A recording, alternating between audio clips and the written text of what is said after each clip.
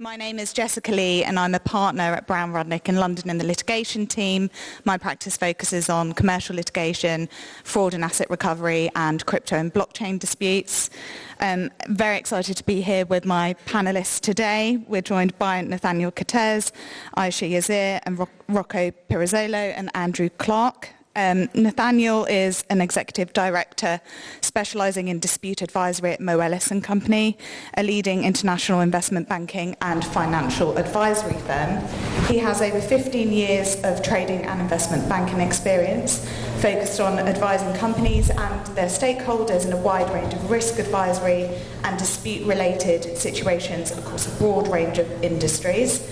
Moelis Dispute Advisory Group helps its clients navigate and resolve complex high-stakes disputes and provides a range of strategic advisory services, including helping raise litigation finance and monetize large claims, advising on dispute resolution strategy, and providing litigation support. Andrew Clarke is the former GC of ExxonMobil, where he worked for over 30 years. As General Counsel, he had regional UK responsibilities that reflected the broad nature of the ExxonMobil Group's business in the UK, Europe, Africa, the Caspian and Russia. Andrew is Chairman of Arbitration Sciences Limited, a bencher of Middle Temple, member of the Advisory Council and Chairman of the Energy Law Institute for the Centre of Commercial Studies at Queen Mary University, and on the advisory board of the Turkish Commercial Law Review. Andrew also currently chairs two companies, Emissary Holdings, which advises family offices on legacy assets, and Arbitration Sciences, providing consulting services to parties involved in high-stakes arbitration from a psychological and behavioural sciences perspective. At the very end, Rocco Pirozzolo is Managing Director at Harbour Underwriting and has been Underwriting Director since its incorporation in 2016. He is also Managing Director and oversees Harbour Underwriting strategy, client relationships and business development activities. Rocco is a solicitor who has spent over 2 decades developing and providing insurance for a wide variety of legal disputes brought around the world. Apart from being a seasoned underwriter, he has also been a director in the investment team of Harbour Litigation Funding, and so has a huge experience of complex litigation risks. And last but not least, on my right, Ayse Yazir is Global Head of Origination at litigation funder Benchmark Advisors, where she originates, underwrites and monitors funding in various litigation sectors, including international and commercial arbitration, insolvency, class actions and global litigation matters, as well as law firm corporate portfolio arrangements and defence funding. Prior to this, Ayse worked at Arthur J. Gallagher's dispute resolution team, where she worked with international law firms and litigation funders around the world to deliver funding and insurance solutions. Ayse has been instrumental in drafting rules on third-party funding for both UNCITRAL and ICSID, and is currently working at the Chartered Institute of Arbitrators TPF Drafting Committee. Ayse also founded Istanbul Arbitration Week. So I think we're in very safe hands with the breadth of experience across this panel today. So we're going to be talking about the in-house perspective and disputes advisory in the litigation funding context. And happily it's a very broad topic and we'll cover quite a lot. So we'll see both the insight from the GC perspective, but also from the funder perspective, giving insight to any GCs in the room who might be looking at or considering litigation funding. So from the funder or the insurer perspective, how do you approach due diligence, firstly, when it comes to litigation funding if a GC or corporate approaches you? I will kick off if you want, Rocco. When a case comes to us, we are usually in litigation funding covering the companies anyway. So there is not a big difference between if a GC comes in front of me and says, here is the case, then a law firm says, here's the case, we want to present that. We always start reviewing a matter from enforcement, then we look at the damages, we look at the merits of the case. But probably if a corporate that brings us a case, what we also look into is if the corporate going to be insolvent. I think that will be a game changer for us. How is financial stability of a corporate and which law firms they are working with? Because as a litigation funder, of course, every funder is different. But when you fund a case, lawyers who are running the case is really important because we have no control over what the lawyers or the company will decide, unless there's a big material change. So in our view, it will be quite similar to how we do when a case comes through a law firm. Rocco? Yes, I'd say that there's, whether the case comes directly from a GC or via a law firm, it will make no difference from an ATE perspective insofar as we're focusing on the merits. Of course, if there's a contingent premium, then obviously we have to look at the economics in the same way as a litigation funder and enforcement. But actually I'd say that there is some comfort in it being a corporate, because obviously we get cases where they are individuals as opposed to corporates. At least with corporates, you know, they have to be commercial, they have to be reasonable. It's about money, and it's all about the bottom line. And it might be, depending on the corporate, that they are in litigation on a periodic basis. So again, it gives you that comfort in knowing that they're not strangers to the process. They understand the dynamics of litigation, they understand the need to be commercial, reasonable, and they won't be fazed by certain ups and downs that go on in litigation as opposed to an individual. And are there any particular, you've talked about some of the positives of a corporate approaching you, are there any particular challenges that you face when a corporate is coming to you for funding? Personally, it will be great to get more corporates coming to us as funding. I think what we are having I find it quite challenging to make corporates, convince them to come to us. Because one of the concerns they have is, are you going to get the control of the case? And we try to explain them, no, there's not such an issue. We don't take the control, we are still the decision maker. And when I speak to corporates, who's the right person? And it's very difficult to find who is the decision maker. Is the GC or you do, and I tend to find out CFOs more responsive when you talk to them about the benefits.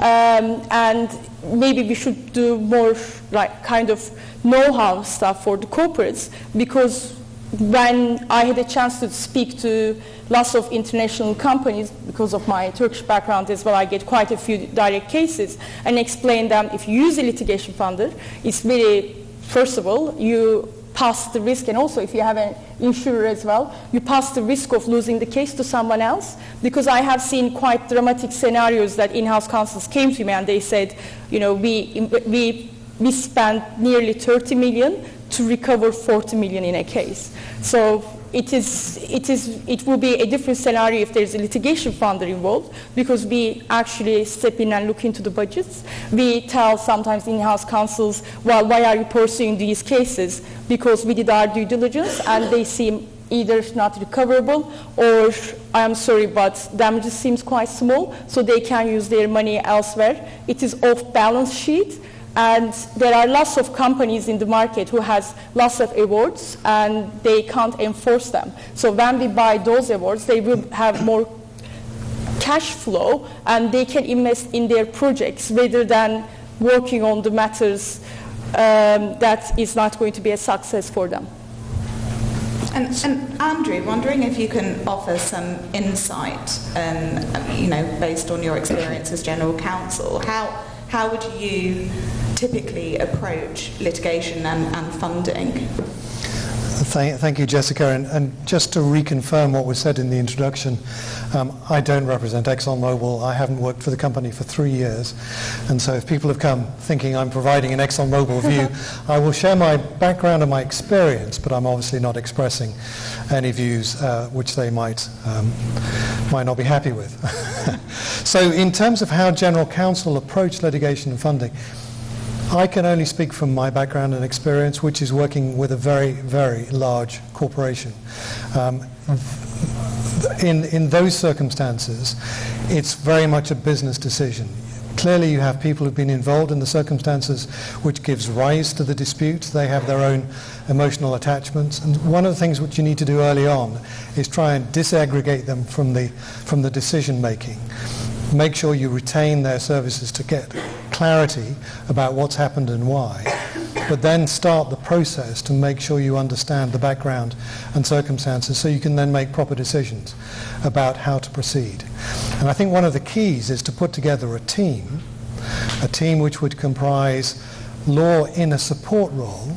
I would never recommend having the lawyers leading the process, although I know that does happen in many medium and smaller sized companies where they have less resources. But you want to have the team involved which can actually manage and understand not only the legal issues, but also the commercial consequences of decisions which are made. Then you get engaged in a fact-finding exercise, what really happened, what is the background. One of the things I used to find frequently was people would come and say, well, this is the dispute, these are the issues, and when you start to delve down into it, you find actually the background to the dispute is very different. The contract wording is different from what the client has told you. The other side's arguments seem to have more credibility than perhaps your client will accept. And part of that process is to temper the expectations of the client, which is then part of the process of starting to build bridges, so you may be able to cover the gap between yourselves and your counterpart. So having assembled a team, having been through that process to understand it, then you need to consider ways forward. And it's a business decision. What is likely to yield the best outcome? And to do that, you have to understand the likely recoverability, the prospects of success, the potential damages, the likelihood you'll be able to enforce it, the time it will take, the amount of resources you'll need to devote to it, both internal as well as external. All of that goes into a complex analysis which enables you to then think about what do we do, and what do we advise the more senior management clients is the best way of resolving this dispute. And then one final thought is making sure you have layers of oversight and that you've analysed your counterparty and understand where those connection points would naturally lie, so that you can have a negotiation at the sort of the ground level where you're arguing over everything, and you can elevate it to the next level up and see if there is potential for compromise, and when that fails you can take it up to another level and explore opportunities for a final settlement there. Settlement is, in my experience, always a better outcome than fighting to the bitter end. Clearly there are some issues which are existential, you don't have that choice. There are other issues where it may provide precedence to the market and you don't want other companies to pick up the same mantle you've just settled. But settlement is clearly a better outcome than pursuing it all the way to the bitter end. So those would be my comments from my background. Thank you, Andrew. And it's, I think you've obviously had a lot of experience thinking about funding, and my sense from speaking to clients is that that is a knowledge in-house that has sort of grown over the last 5 or so years. Nate, do you sense that there is an increase in knowledge and understanding amongst in-house GCs about funding? What are you seeing from the advisory perspective? Yeah, so I think there is clearly an increase in understanding, an increase in knowledge. Today, GC and corporate recognize that litigation finance is just another tool that they should have in their toolbox. Doesn't mean they have to use it every time, but at least they understand that it is just another form of corporate finance that can allow them to unlock value from their legal asset and also provide them with more flexibility. Now, I think that to a large degree, this is a result of a number of factors, among others. One, again, today, GC and corporate can see that other GCs and other corporates, including in their industry, are users of litigation finance, right? So it has become much harder to disregard and ignore. And also this industry, legal advisors, funders, insurers, financial advisors, and many people in this room presumably have done a tremendous job in terms of educating GC, educating corporates. And I think that we really see the result. Now, there are still some gaps in knowledge. We get many questions about funders. Today the market is broad. There's a wide range of sophisticated and reputable funders across specialized funders, multi-strat funders, ad hoc investors, and And it's not clear to me that GC and corporates completely understand the breadth and the depth of this knowledge of this industry. Questions around structures and pricing are also quite common. Like, what are the different transactions that are possible? Like, what are the structures? Like, is this done on a non-recourse basis or a recourse basis? How does that work for a portfolio compared to a single case? How can I make sure that interests are aligned? What impact pricing? And finally, we also get often asked whether litigation finance will, force the corporate or the GC to give up control of the litigation, whereas, typically it's not the case, or whether litigation finance could also, potentially weaken the merits of the claim, which again, typically is not the case. So look, overall, I think there's been a significant increase in knowledge, but there's still some work to be done. And just looking forward, in my view, the goal is for GC and corporate to have a good understanding of litigation finance, but they don't necessarily need to be expert, right? For specific situation, there is scope for advisors to help them, to assist them with the process, and to take some of the work off their plate. I think you, sorry, Rocco. No, you go. I think you mentioned a really good point, Nathan, because when I speak to in-house counsel, they say, if I get litigation funding, that will make me look weaker, and they will think I have issues with financing my own company. And the other problem I had was a case scenario that a big commercial company reached out to me, and they have a matter in Italy. It's a proper breach of contract case, and they said we will be seeking 25 million. And I said, that's great, seat is thick, damages are great. They basically said, yes, we owe you money and we are not going to pay anything. I said, please give me that case. Like, this is a really good case for a litigation funder. However, he said, because we are a listed company, when we start an action, as soon as we start an action, we have to take that amount and put it as a loss and put additional money, and we have to share that information that we started an action with all our shareholders, and that's why we can't get a litigation funding, and we would much rather settle in a very minimal amount than actually the amount they can recover. It was really, that's a very good point, I think. Can I just come in, because the word control, the control aspect has been mentioned twice by two panelists, and this whole concern, an understandable concern about loss of control if a litigation funder becomes involved. If I can just make a few sort of broad stroke comments. The first is that I'm always fascinated, but it's always a comment that's made about litigation funding. It's never made about 8 insurers. That's the first comment. The second comment I would make is this one. It ignores the fact that litigation funding agreements have protections in there for the clients, which deals with that very point. It ignores that the client, the corporate, have got sophisticated panel lawyers who will be gatekeepers to make sure the litigation funder is not in breach of that clause. So I do wonder whether it's misconceived as a concern. I mean, I don't know whether the concern arises from any personal experience. I suspect not. So, and the third comment I would make is this one. Having worked on a variety of cases over the best part of 15 odd years with a variety of litigation funders, I have never seen a litigation funder take over the control of the case. So I would be concerned by that, because our insured is invariably the claimant. So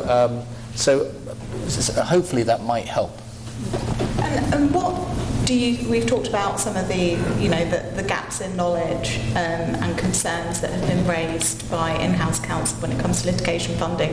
What do you think could be done to increase the awareness in the space and, give people some comfort?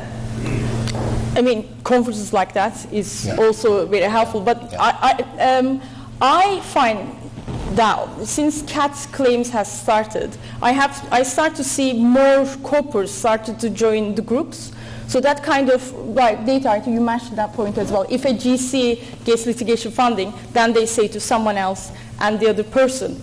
That space a few years ago wasn't very busy. Now we are dealing with lots of CAT claims. Some of them are against corporates, but some of them are brought by corporates. So for instance, one of the cases that I was working, it involves quite a lot of like hospitality businesses. When I was calling these like really big airline services and other service providers, when they find out that they can actually bring a claim without paying anything and they will recover a substantial amount of damages because there were actually quite a lot of wrongdoings, the next thing they did was they put me in contact with other GCs and CFOs on the same sector. I think if we start, I mean, like we said, we are seeing quite a few more cases than we used to see, but it is just, it will do a domino effect. The more matters that we make corporates involved, the more cases that they will bring us, I think. With GCs, I appreciate, educating corporates directly is a tall order, but they have external lawyers that they typically use. And I would like to think, as their trusted advisors, and that's the basis upon which they're retained, they should be a bit more savvy about the type of options available, litigation funding, different types of insurance available. And there is still an education process to go through with a lot of law firms. Of course, the audience here are not who we're directing this comment to. They're the ones who know the value of these options, already familiar with them. I'm talking about those who are others. So, and that is a challenge. And I would like to think lawyers probably feel as if they might be out of their comfort zone if they start talking about funding options. But I would like to think that their knowledge doesn't have to be extensive, because one, you have external parties who can assist. Nate's on the panel, we have insurance brokers, we have other advisors in the audience. There's external help that can be obtained to help give a roadmap if the law firm don't feel comfortable in walking down this path about talking about the funding options. But actually, I'd like to think they should be able to talk about it a little bit, because it's not that complex. When you look at the basic concept of litigation funding, you look at the basic concept of insuring, for example, opponents' costs. These are not difficult concepts to intelligent people, intelligent lawyers. But of course, you might want to hand over the baton to somebody else. I totally understand that. And it's those external lawyers, those panel solicitors, who I suspect really have to push it and have to get comfortable with it and not hide behind a client care letter which talks about litigation funding, which talks about insurance. Don't hide. There's, just go there. You don't have to go into reams of detail. You can ask for this external help. I mean, I have seen actually worse scenarios that sometimes in-house counsel spoke to their lawyers and lawyers said, no, you don't need litigation funding. And I was talking to one of really big companies' in-house lawyer yesterday, and they just said, really, you don't need it, like we have a relationship. So it's quite important to raise that point. And maybe they don't, it really depends on the lawyer as well, but some lawyers like to kind of pursue the case more than, if I'm a litigation funder and I realize that there's a settlement opportunity, I might say, guys, why are you not thinking about settling rather than pushing it to trial? So maybe they don't want that kind of advice. But yeah. And Andrew, were there, when you're thinking about litigation and cases that might be suitable for litigation funding, were there any sort of factors that really played a part in, okay, this might be a case where we want to look at litigation funding? So, for example, mitigating your risk. How do you approach that? I think there are two sides to that question. One of which is a more general one about risk for projects, of which litigation is one aspect.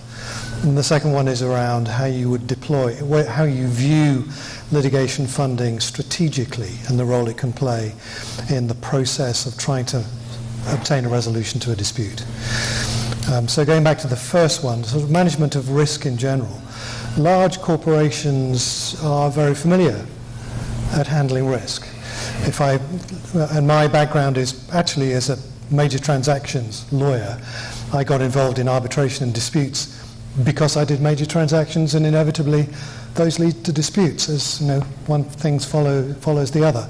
But in looking at risk, the companies are familiar with, in the energy world, the investment risk, there's the geological risk, there's the commercial risk, there's the operational risk. These are all concepts which companies are familiar with, and they're willing to make investments based on their understanding of the potential of any of those risks occurring. Where it gets less clear is around political risk. When you make an investment in a country and you're not quite sure whether that government will still be there in 6 months, 12 months, or indeed 10 years' time, given the timeline on some of the projects they worked on. Those are key considerations.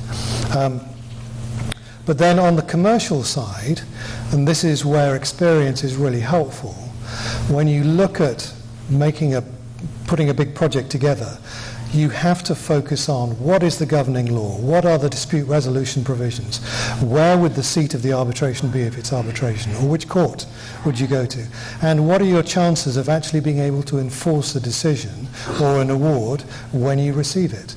Those are the key building blocks on which these commercial transactions are put together. And it's rare in my experience, although I know many people talk about the arbitration clause being the midnight clause which is done after everyone else has gone to bed. That should absolutely be the other way around, because if you don't get the foundations right, then you're not assessing your commercial risk through the right lens. So that's a sort of general comment on risk. And then on strategic use of decisions about how you might fund a litigation, I think it is a strategic decision. If you were to bring in a funder, it shows, I think, strength and confidence in the claim that you have. If someone else has looked at it very hard and is willing to fund it, that suggests to the other side you're even more serious about it. Successful outcomes for me are around positioning, showing the other side you're absolutely serious about your claim, you're willing to pursue it to the end if they won't see sense, but you're open to a settlement discussion. Just to add one thing about the risk, I think it's interesting if you take a step back and you look at the common risk that corporates are exposed to. Interest rate risk, FX, commodity, these risks and others are natural byproduct of doing business. They can create volatility, and companies are generally not in the business of making directional bets on these risks. And so they tend to hedge them, they tend to mitigate them, and by now this is fairly standard risk management practice. Now, there is no real reason why that should be any different with litigation. Litigation risks are a natural byproduct of doing business. They can create volatility. You may recover less than expected, you may recover later than expected. The costs associated with the pursuit of a case may exceed what you had budgeted. So there are risks, and again, generally corporates are not in the business of making directional bets on these. And so that's why increasingly, from our conversation with GC and corporates, we see that they're trying to think about ways to hedge that. Now, of course, we're not there yet in terms of systematic hedging of litigation risk. For one, litigation risks are typically more idiosyncratic than the other forms of risk that I mentioned, and they're also less fungible. And also, the litigation finance market has been developed more recently. But generally, this is a direction that things are going. Like now, corporates realize litigation is an asset. Think about a claim, a judgment, an award, a settlement. The corporate expect to receive something. The exact magnitude and timing of that recovery is uncertain, but these are assets, and as such, they need to be evaluated diligently like other corporate assets. And so from, again, the advisor standpoint here, we increasingly work with company to explore the different dispute resolution tools that are available to them. We do that from a financial perspective, and we try to see what the return profile look like. And typically we talk about the three legs of the dispute resolution tool: litigation, settlement, and monetization. Well, litigation oftentimes offers more return, but has also more risk. Settlement, good idea, often the preferred path, but you can't really settle alone, so that requires another party that is willing to engage in good faith, and that's not a given. And then you have monetization, whereby you can transfer some of your legal risk to a third party, and that third party can be a litigation funder, it can be an insurer. So, I think the fact here is that there really is a range of alternative that, corporate could and should assess, and, it can really help them manage their risk and sometimes generate value too. If I could just add a few points to what Nat said.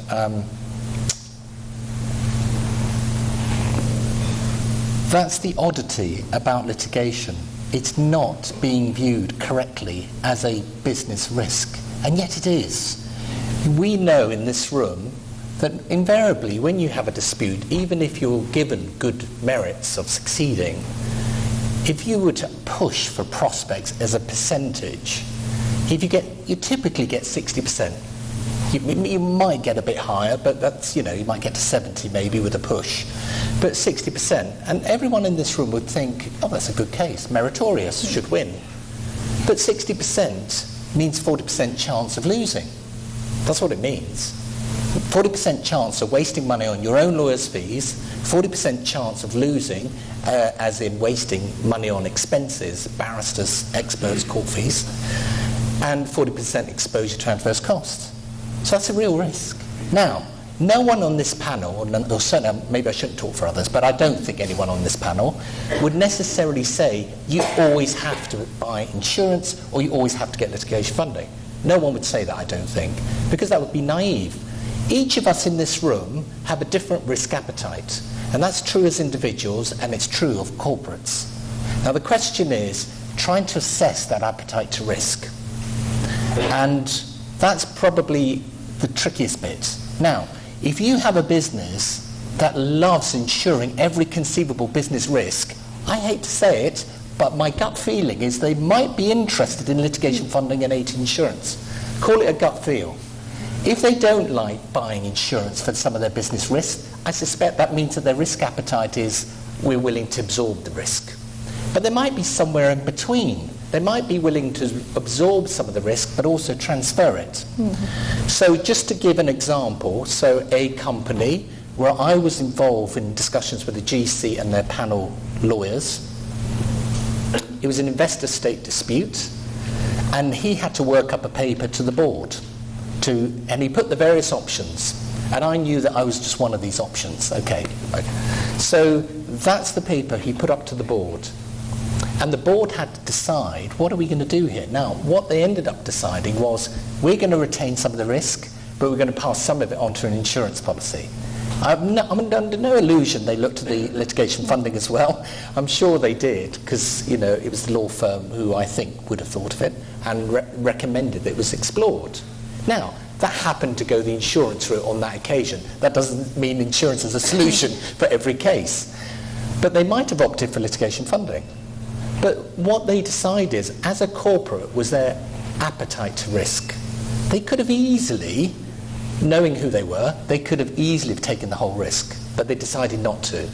And I think the problem is, and it's something that we're touching on, is giving corporates the chance to think about it, to explore it. That's, I think, what between us we're probably all saying in different ways from different perspectives.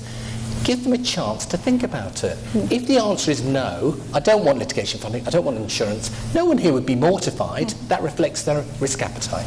I mean, the other point that I would like to come there is, I have seen from lots of companies getting a good law firm, and especially in investor state cases, getting a good lawyer, good expert, and having a really good team as additional cost. But when you look into these companies, they have lost around 100 million or 150 million in a jurisdiction.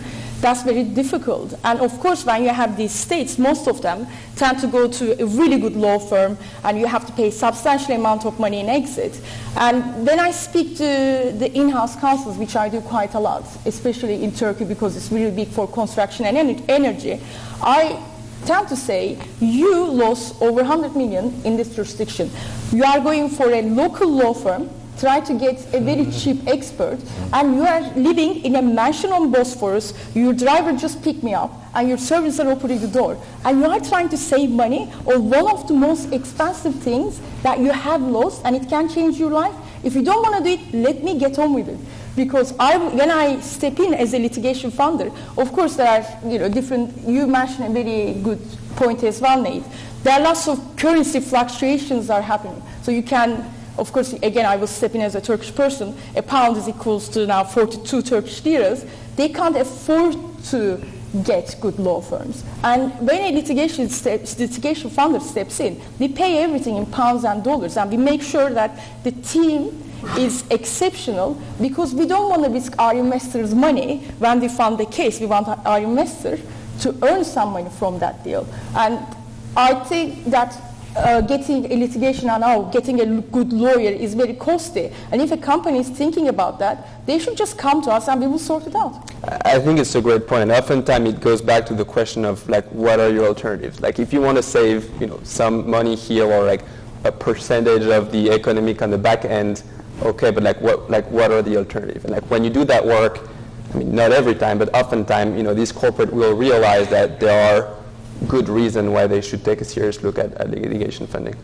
And I think one of the things that comes into play when assessing that risk appetite, obviously, is pricing of insurance and litigation funding, and what is the commercial basis for it. So, without putting Rocco, Ayse on the spot, can you share your approach to pricing or any statistics, and what would your response be to someone saying, well, what's this going to cost? I mean, yes, pricing. So I have to mention Pakar. I say to people I have to say Pakar once in my speech. So there's, of course, the pricing which changes now after post-Pakar and now. But when I look at the case, I don't say this case came from this corporate, so it is not this law firm, the pricing should be like that. I usually look in the general perspective of a case, how long the case is going to last for, what type of case. If we are talking about CAT claims, they are taking very long time. If you think about investor state cases, I mean, we funded a case before my son started his school. Now he's year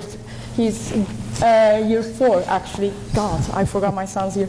And we are just on jurisdiction phase. But if you have a high court case, it's likely to last for 3 years. If you have a continental Europe matter, it might change. So we always try to look at the type of the case, duration of the case, how much are the damages, how much risk lawyers are taking. So we always, as Banshop, we always like lawyers to take some risk. How expensive is Rocco? So we try to negotiate with him, because you get into our pricing as well, and you guys want substantial amount of money, which is normal. So do we. And we look at the jurisdiction. So these are the main things. But we try to look at a case from beginning to end, the typical risks and additional costs, rather than is this a corporate case, it came to us through in-house counsel, or it came to us through law firm. Yeah, I'm so glad Ayse went first, actually. You probably won't be surprised that statistics is probably something I wouldn't share. No, what we tend to do, and Ayse's right, as in I agree with her, we don't suddenly price differently because it's corporate. We don't. I mean, we're pricing the risk, and that's what we're pricing. Insofar as when we talk to corporates or to brokers or to any potential insured, we give a range of what the pricing could be. That's probably about the best we can do, because obviously it's all bespoke, it's all down to the particular submission that you receive. So it's not a question of necessarily being coy, Jessica, as I think it's a question of, everything's bespoke, they're case by case. Exactly. Yeah. I'll say that just in terms of pricing, in our view, and this is something that oftentimes we have to explain to GC and corporate, because this is probably the first question. I think there are a range of factors, and I'll put them in 3 buckets, maybe fundamental, structural, and technical. Fundamental, I think this is exactly what Ayse covered. The type of dispute, the strength of the matter, who are the defendants, what's their ability and willingness to pay. That's going to have an impact on collectability. What's the stage, early stage versus late stage. It's going to have an impact on duration. and so forth. So that's the first bucket. Second bucket, and again, the second and third bucket are interesting for corporate because these really are levers that they can push and pull in order to modulate pricing. And usually they want lower pricing. So in terms of structural, are you looking at a portfolio of claims or are you looking at a single case? Is it going to be for what I'll call a traditional litigation finance transaction involving the ongoing financing of the legal fees and expenses, or is this a monetization where you have more money up front and potentially that warrants a higher price? Is it done on a non-recourse basis or a recourse basis? Do you look at senior financing or maybe more like mezz or junior? Is there some insurance here? Are there other sources potentially of collateralization? So this is in the second bucket. And then the third bucket, more technical, of course, like, is there some competitive tension here? Naturally, driving competitive tension will help improve pricing. But also, what are the prevailing conditions in the litigation finance market? What are the current trends? Or more broadly, what are the prevailing conditions in the financial market, right? Like, if there are a wave of opportunities at the moment, that can have an adverse effect on the appetite of certain investors for litigation finance opportunity. And I think it's going to be less of an impact for specialized litigation funders than for multi-strat or like ad hoc investors, but nonetheless, like these are aspects to keep in mind for pricing. Thank you. Jessica, if I can just interrupt and ask a question to my co-panelists, because you've raised a point about trends in funding, and there was a comment made on one of the earlier panels that the trend is now away from funding very large arbitration claims. And I was curious, from your experience, whether you see different sectors now, what are the trend lines you see in terms of where litigation funding is being applied? Is it moving to different types of claim? Is it moving to different levels of claim? How's that working for you all? The trend has changed quite a lot. About arbitration, that's right. What we are working quite regularly is usually competition and class action cases, securities, Section 98 cases. That type of cases are keeping us really busy right now. There are really substantial amount of work has to get involved as well, and it's a quite big amounts of money. We see sometimes good arbitration cases, not very regularly, because when you think about arbitration, there are so many aspects that you have to work with. Even if you win an award, you just get a piece of paper. And how are you going to get the money back? So we have to find a state that pays out. A state is great. They have assets in North America and Europe. If you find me those cases, I will be very happy to look into them. So there are lots of different aspects you have to consider. We don't see, probably the smaller litigation funders see more insolvency cases.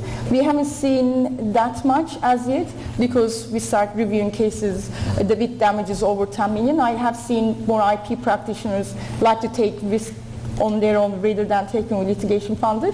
UK High Court cases, but Europe has started to move quite a lot, especially I have seen quite a lot of cases from Holland. If we get a good case and they are commercial arbitration, they are coming through France, ICC-seated cases. We are looking at jurisdictions like Italy, Spain. We have done cases in Germany. So I have seen there's quite a lot of movement that's coming from continental Europe as well. And I think I agree. We see that as well from our vantage point. The three trends I would highlight are, one, we see much more focus on just like more typical UK or like US commercial litigation. We also see more work being done on portfolio of matters versus single case. Again, it helps to bridge some of the gap on pricing or to bridge like some of the resources that are required to do the diligence work on the front end. And then with regard to investor-state disputes and large award, there's like the so-called curse of the mega awards. But look, I think what we've seen is like funders have been more selective, in particular with claims involving serial sovereign respondents whose track record is not great. But at the end of the day, everything is still on a case-by-case basis. There's still a number of respondents, sovereign, that vendors are quite comfortable with. And also everything has a price as well, right? So like the yields on some of these more risky matters is higher fundamentally. But that also has led certain funders to kind of like go back to that corner of a market and take another look at it more opportunistically. I will jump in again, sorry, Nick. So we also have seen the seat of arbitration has changed quite substantially. When I started doing litigation funding at Benchmark, we were looking into Dubai and say, well, this is an interesting seat. They are using LCAA rules. And suddenly everything changed in one day, so that made litigation funders to pull out from that market. And now we are kind of lukewarm if any case is coming from that. And we kind of concentrated more on the seats in several continental Europe places and the States. Okay, well, I think we have 1 more minute before lunch. Any questions from the audience? Quick questions. No? Okay, well, I think the panelists will be hanging around for lunch as well, so we won't keep you any further. And I'd like to thank you all very much. That was very insightful. Thank you.